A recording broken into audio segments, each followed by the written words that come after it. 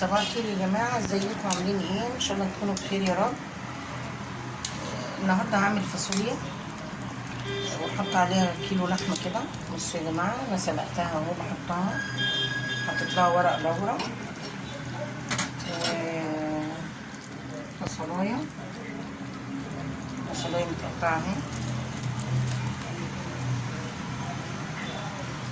طماطميه،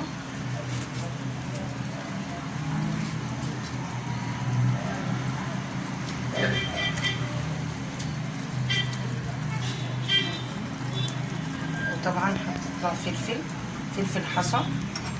بس النهارده بصراحه ما عنديش جزر، انا بحب احط لها جزر، ما عنديش جزر.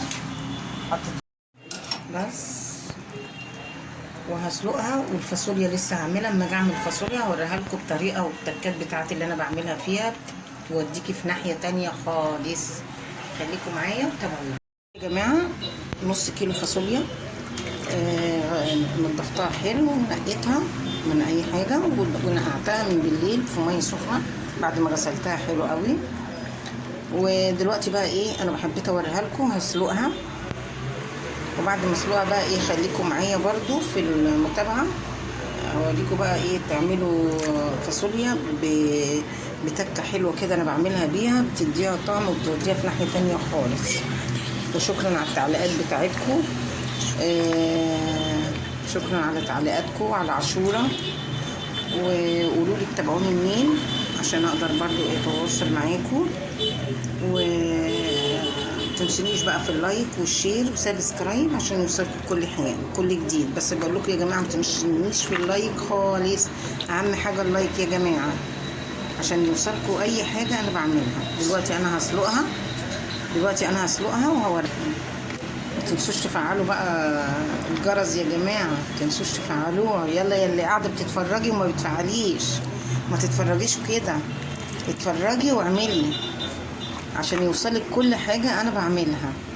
يلا اشوفكم تاني يا جماعه. بصوا ادي الصلصه اهي، دي عباره عن بصلايه انا ضربها في الكبه وخدتهم شويه، خدت شويه منهم ورحت ماسكه بقيه البصلايه، حطيت عليها قرن فلفل احمر، فلفل اخضر وثوم، وضربتهم في الكبه تاني مع طماطمايه. دي التكه اللي انا بقول لكم عليها بقى.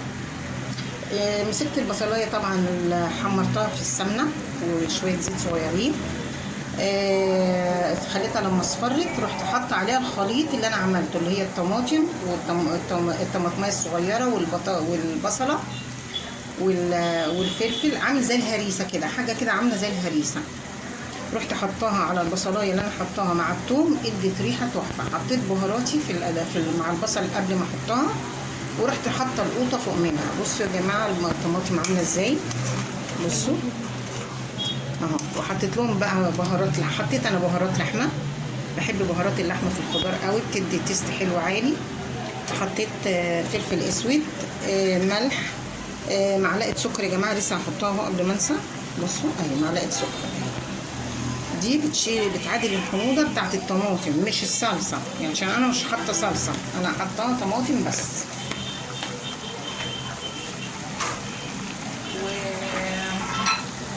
طبعا ادي الفاصوليا اهي، سلقتها نص سلقه وسلقتها كويس، ودلوقتي ايه هحطها.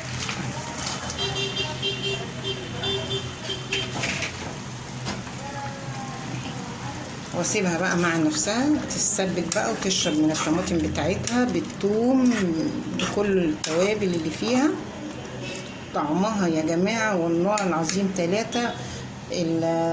الهريسه اللي انا عاملاها بحطها مع البصله بعد ما تتشوح البصله كويس، بتودي الفاصوليا في ناحيه تانية خالص،